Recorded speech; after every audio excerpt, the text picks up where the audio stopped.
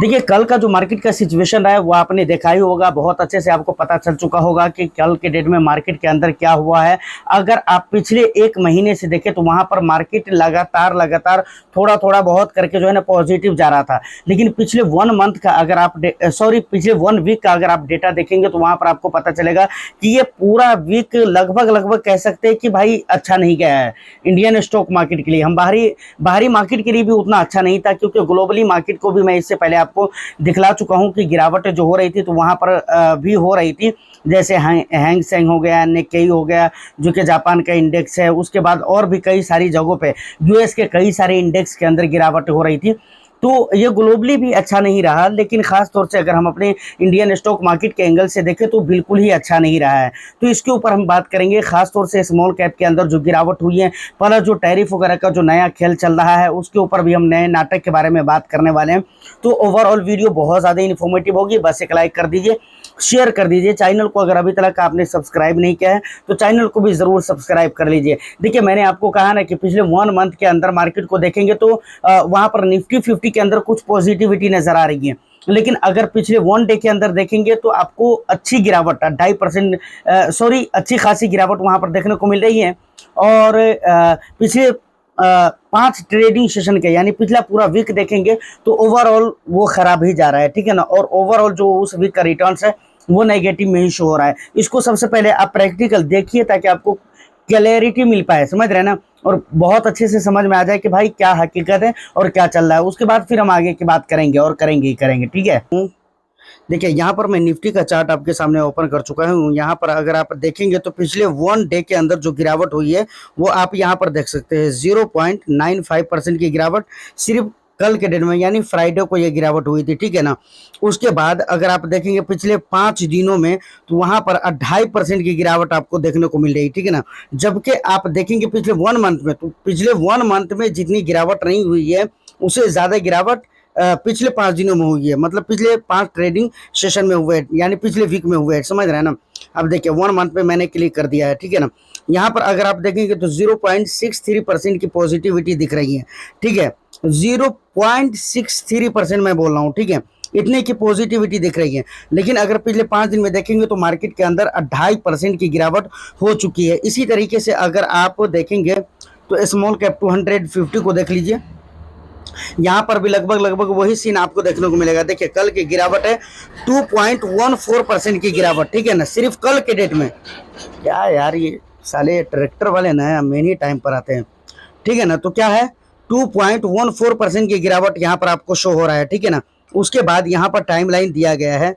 यार, ये money control का वेबसाइट ना और भी बहुत ज़्यादा तंग करता है। यहाँ पर अगर आप देखेंगे तो पिछले 1 वीक में अगर आप देखेंगे तो कितने की गिरावट है, 4.70%, यानी कि 4.70% की गिरावट पिछले 1 वीक के अंदर है। जबकि आप पिछले 1 मंथ में देखेंगे तो यहाँ पर 0.36% की गिरावट है। मतलब पिछले 1 मंथ में जितना मार्केट नहीं गिरा उतना पिछले 1 हफ्ते में गिरा है, ठीक है ना। अब सोच कर देखिए, तो ये हालत है मार्केट की। खैर, इसके ऊपर हम आगे चलिए बात करते हैं, ठीक है ना। चलिए, यहाँ तक आपको समझ में आ गया कि भाई आखिर मार्केट के अंदर कैसा सीन चला है पिछले 1 हफ्ते के अंदर। अब बात आती है कि देखिए, स्मॉल कैप के अंदर कल के डेट में अच्छी खासी गिरावट हुई है। उसके पीछे का रीज़न क्या है, देखिए कई सारी जगहों पे गिरावट हुई है और कई सारे इंडेक्स के अंदर कई सारी कंपनी जो कि बड़ी कंपनीज हैं वहाँ पर अच्छी खासी गिरावट होकर रखी हुई है। निफ्टी 50 की कंपनीज के अंदर बहुत अच्छी खासी गिरावट हुई है। कई सारी ऐसी कंपनीज है, आप एक एक करके चाहे तो आप चेकआउट करके देख सकते हैं, ठीक है ना। तो ये सारी बात है। अगर रीज़न की बात किया जाए तो देखिए 100% जो टैरिफ लगाया गया है फार्मा के ऊपर, उसके बाद और भी कई सारे ऐसे बुरे न्यूज़ है। जैसे कल मैं आपको H1 वीज़ा के बारे में बताया था कि उसका रेट बढ़ा दिया गया वो H1 वीज़ा का। उसके बाद और भी कई सारी चीज़ों के ऊपर टैक्स लगाया गया, मतलब टैरिफ लगाया गया। अब फार्मा के जो प्रोडक्ट है उनके ऊपर बात हो रही है कि भाई इसके ऊपर 100% टैरिफ लगाया जाएगा। अभी देखिए कंफर्म नहीं है, लेकिन लगाने की बात हो रही है। अब प्रोडक्ट कंफर्म नहीं है कि किन किन प्रोडक्ट के ऊपर 100% टैरिफ लगाया जाएगा, लेकिन ये लगाने की जो बात हो रही है उसके बाद वीज़ा वगैरह H1 वीज़ा वाला, उसके अलावा और भी कई सारी टैरिफ वगैरह हैं। तो एक साथ मार्केट के अंदर कई सारे न्यूज़ आ गए, ये और वो भी बुरा न्यूज़। तो ये सबसे पहला रीजन है कि भाई कई सारे बुरे न्यूज एक साथ मार्केट के अंदर आ गए।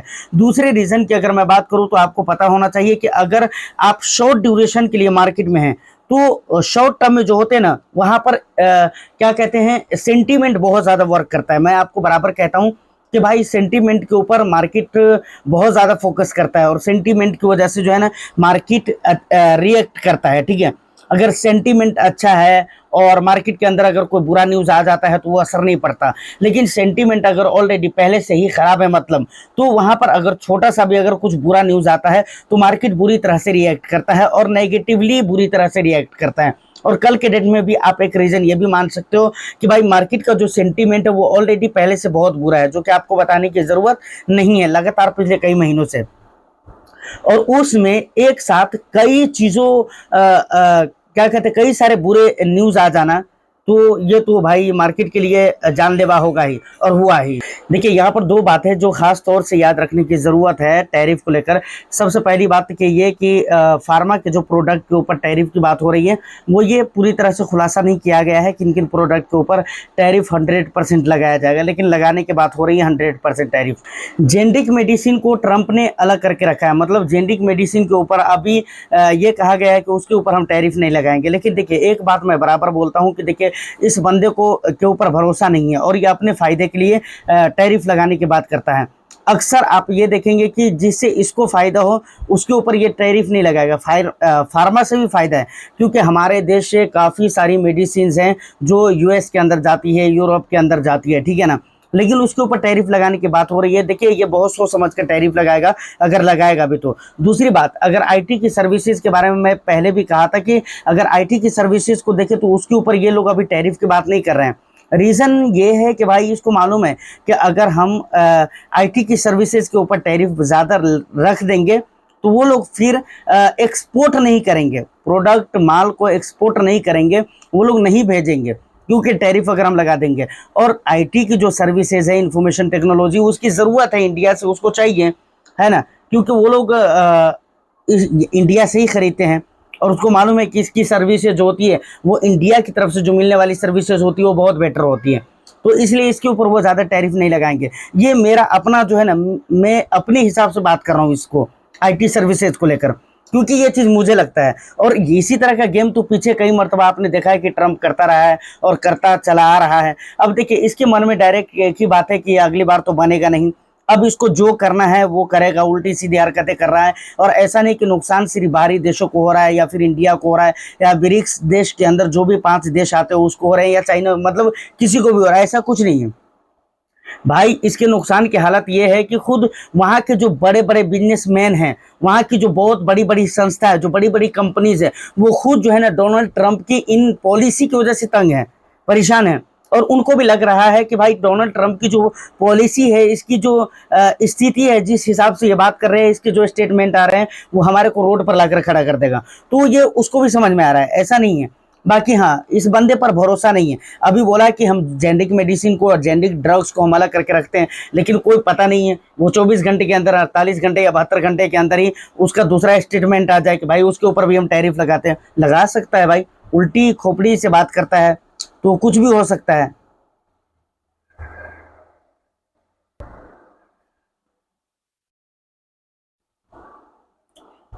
अब एक बात और, बहुत सारे लोग ये पूछने की कोशिश कर रहे हैं कि भाई स्मॉल कैप के अंदर क्यों गिरावट हुई है।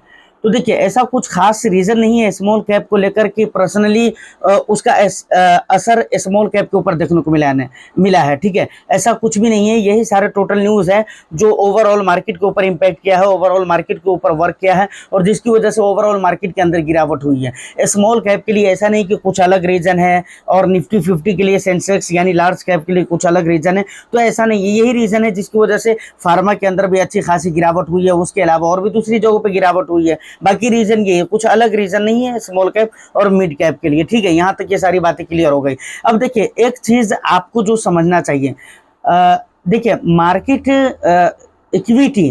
इक्विटी मार्केट की अगर मैं बात करूं तो देखिए ये शॉर्ट टर्म के लिए तो है ही नहीं। सबसे पहली बात, अगर आप शॉर्ट टर्म के इरादा से आना चाहते हैं या फिर आ चुके हैं तो मुझे लगता है कि आप अभी निकल जाइए, पहली फुर्सत में आपको निकल जाना चाहिए, क्योंकि हम वो नहीं चाहते कि आगे चलकर और भी ज़्यादा आपके नुकसान हो और भी ज़्यादा नुकसान करवा कर तब आप निकलें।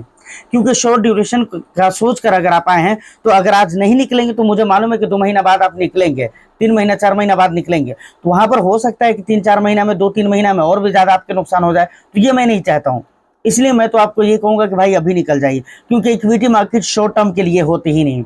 और अगर आप लॉन्ग टर्म के विजन से हैं तो आपको एक बात याद रखना चाहिए कि शॉर्ट टर्म में ये सारी चीजें चलती है, जो कुछ भी होता है मार्केट के हालात, सिचुएशन या कुछ बैड न्यूज या सेंटीमेंट वगैरह वगैरह वगैरह, तो ये सारी चीजें जो है ना, या कोई रीजन, तो वो शॉर्ट टर्म में ही वर्क करते हैं। लॉन्ग टर्म के लिए अगर मार्केट के अंदर आप बने रहेंगे, लॉन्ग टर्म के लिए अगर टिके रहेंगे, तो यकीनन मार्केट के अंदर आपके पैसे बनेंगे ही। तो अगर आज ये चीज आपको लग रहा है कि भाई मैं यार तो गलत ही कर दिया, इधर पे गलत ही आ गया मैं, तो आपको अभी निकल जाना चाहिए। अगर आप शॉर्ट टर्म की नीयत से आए हैं तो, लेकिन लॉन्ग टर्म की नीयत से आए हैं और आपको ऐसा लग रहा है कि मैं गलत आ गया, तो बिल्कुल आप गलत नहीं आए, बिल्कुल परफेक्ट जगह पे, सही जगह पे, ठीक है। तो आपको बने रहना चाहिए। हाँ, ये एक और भी अच्छी बात है कि भाई अलग अलग एसेट क्लास में आपको निवेश करना चाहिए, ज़्यादा अच्छी बात है।